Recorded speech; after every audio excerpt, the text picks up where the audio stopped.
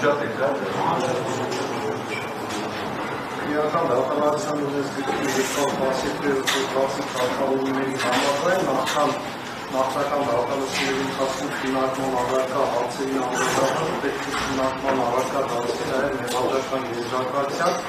իրական դատավարության ունես գրքի 207 թվականի պահանջներին համապատասխանության հարցը Երբ չի համապատասխանում, ապա հանրային մեղադրումը պարտավորեցվում է համապատասխանեցնել օրենսդրության պահանջներին։ Անընդհանալով մեղադրական եզրակացությանը ես գտնում եմ, որ այն չի համապատասխանում իրական դատավարության գրքի 2-րդ թվականի 4-րդ հարցին։ Բացակի հաստ Ես հարցը պետք է ակնարկել, որ բացակի։ Ամենը հայտարարություն եմ անում, սա միջնորդություն չեմ ոնքան։ 204 մասի համաձայն մեղադրական եզրակացության պատճառաբանական մասում վերլուծում են մեղադրյալի մեղավորությունը հաստատող ապացույցների, պաշտպանություն մեղադրյալի բերված փաստարկները, դրանց ստուգման համար ձեռնարկված գործողությունները, ինչպես նաև այդ փաստարկները հերքող ապացույցները։ Քանի որ քրեական գործի 22 հաղթողություններում ակտային 12-ից ավելի անձինք, որոնց ցուցումները ուղղակի կամ նաև անուղղակի հաստատում են մեղադրյալների անմեղությունը, կամ հերքում են մեղադրանքը կամ դրանցի մասը, կամ հաստատում են որոշ անձանց ցուցումների հավաստիությունը կամ ոչ հավաստիությունը, սակայն դրանք կամ դրանց ստուգման համար ձեռնարկված գործողությունները, եթե իհարկե ձեռնարկվել են, ինչպես նաև այդ ցուցումներում բերված փաստարկները հերքող ապացույցները չեն վերլուծվել քննարկվող մեղադրական եզրակացության մեջ։ Այնուամենայնիվ ես չեմ միջնորդում պարտավորեցնել մեղադրողին համապատասխանեցնել, քանի որ այդ անձանց ցուցմունքները կամ նրանց հարցաքննությունը քրեական դատավարության օրենսգրքի 334-րդ հոդվածի առաջ երկրորդ մասի կարգով ես հետագայում միջնորդում եմ, որպեսզի լրացվի ապացուցման ենթակա ապացույցները լրացվի։ Այնուամենայնիվ չէի կարող իմ կարծիքը չհայտնել, որ մեղադրականը չի համապատասխանում։ շնորհակալություն ձեր հայտարարությունը արձանագրվեց, բայց եկեք բացարկի հարցը ավարտենք։ Եթե հանրային մեղադրողի հարցեր կապված որոշեք արձանագրել ցանկանում բացարկի հարցը քննարկվեց։ Բացարկի Դատարանին ինքնա բացակ հայտարարել ոչ կամ բացակ հանրային մեղադրող Նորիկ Հովակիմյանին։ Նրա քրեական գործով միջդատական հարույթի ընթացքում պետության անունից եկեք անցնենք հանրային մեղադրողի բացարկի հարցը, հիմա դատավորի բացարկի հարցը։ Չէ, հա, դատավորի չէ, դատավորի է դասված, հետո դատականիստի պարտվարը նոր արդեն մասնիկ Չէ, դատարանի և քաղաքնիստի կարգավարին բացակ չէ։ Դա շնորհակալություն դեսպեչ։ Ինչպես արդեն հայտարարել, դատականիստի պարտվարները կողմերը բացակի միջնորդումն են։ Ոչ բացակություն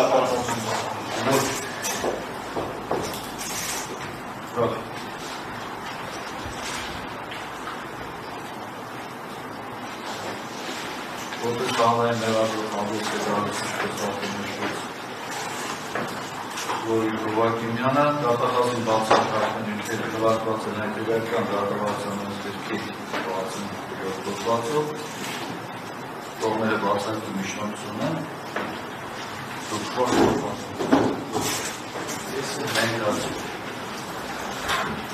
Քրեական գործով միջդատական հարույթի ընթացքում պետության անունից դատախազության Հայաստանի Հանրապետության սահմանադրությամբ նախատեսված իրավասության շրջանակներում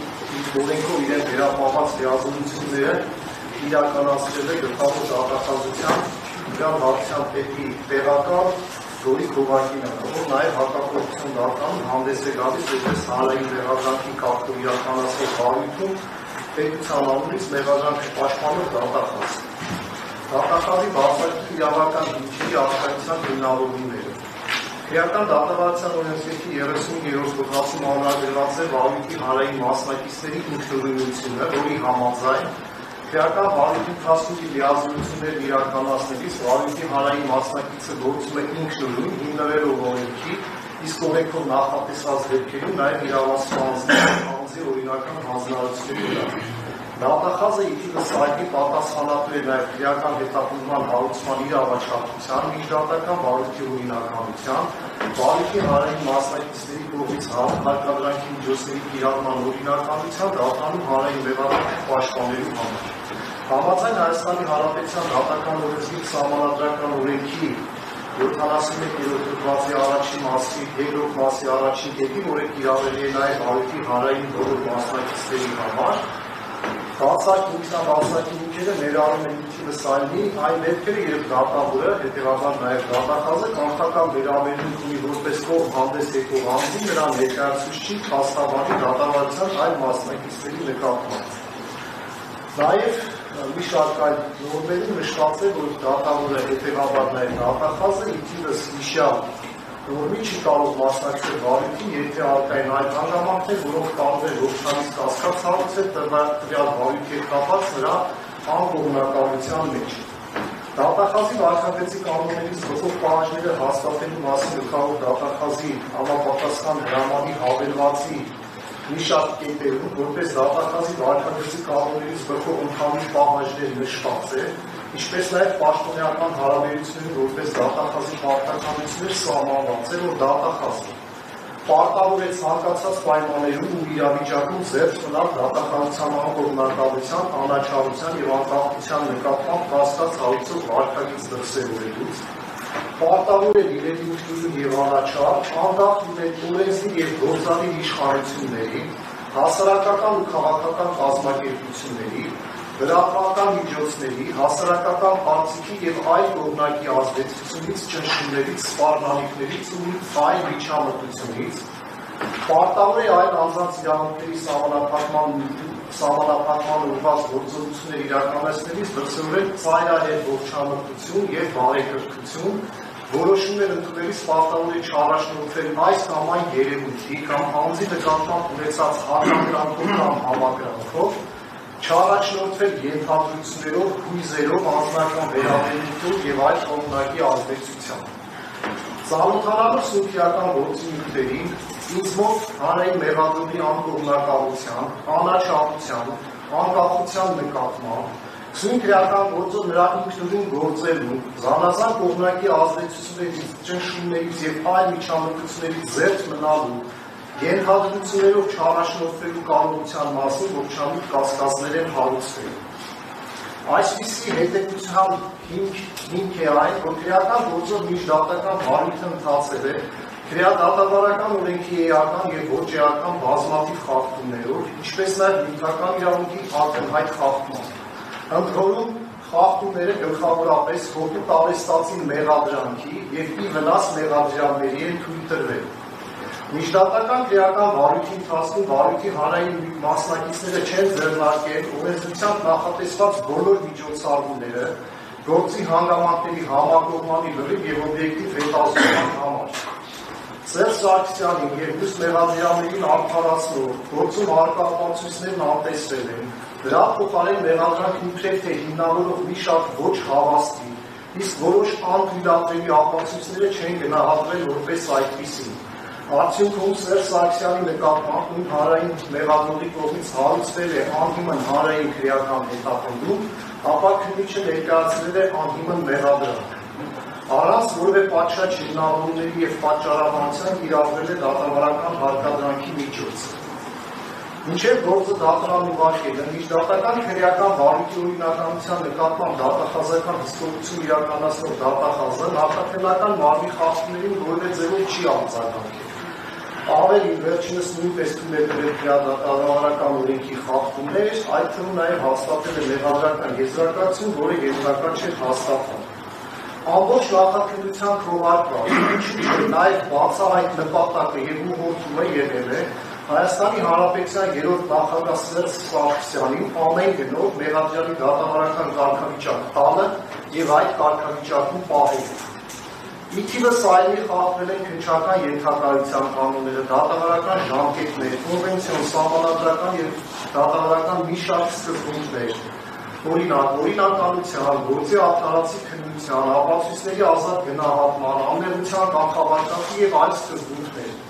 որոնց առանցին մանրամասն անդրադառնալու ենք դատական քննության համապատասխան փուլերին, ամփոփում։ Այսպիսին վերօրյալ ընթացել է հանրային մեղադրողի ուժի հսկողության ներքո, բացառում է, որ հանրային մեղադրողը խախտումները չի նկատել, ռետորական հարց է առաջ գալիս։ Կարող է արդյոք նման բնույթ և այդ քանակի խախտումների վրա աչք փակած դատախազը այդ նույն գործով օբյեկտիվ, անկողմնակալ, անաչառ և անկախ մեղադրող լինել։ Ինձ համար ճիշտ պատասխանն է ոչ։ Այս ամենը պաշտպան Հակոբյանից ողջամիտ կասկած է հարուցում քրեական գործով մեղադրյալի կարգավիճակում ապօրինի գտնվող Հայաստանի Հանրապետության երրորդ նախագահի և նրա պաշտպանների վերաբերյալ հանրային մեղադրողի անկողմնակալությունը և անաչառությունը և ըստիս բացառում է հանրային մեղադրող Հովհաննիսյանի հետագա մասնակցությունը քրեական գործով հարուցին որպես հանրային մեղադրողի։ Այսպիսի կարծիք է ձևավորվել իմ մոտ նաև այն հանգամանքով պայմանավորված, որ ես Զորիկ Հովհաննիսյանին երկար տարիներ ճանաչում եմ, տեղյակ եմ նրա պրոֆեսիոնալիզմը և սկզբունքայնությունը միշտ աչքի եկել և այս գործով ես այդ պրոֆեսիոնալիզմը և սկզբունքայնությունը չեմ տեսել։ Վերօրյալի հիմնադրակ ոչ եմ անում քրեական գործով։ Վարչության պետի տեղակալ համապատասխանության Արդարադատության առաջին դասի խորհրդական Զորիկ Հովհաննիսյանին ցուցաբերել քաղաքացիական արիություն և հայտարարել ինքնաբացարկ։ Ինքնաբացարկ չհայտարարելու դեպքում բացարկել հայտնում հանրային մեղադրող Զորիկ Հովհաննիսյանին։ Բացարկի գրավոր տեքստը ներկայացնում եմ դատարան, մեկ օրինակներ հարգելի հանրային մեղադրողին։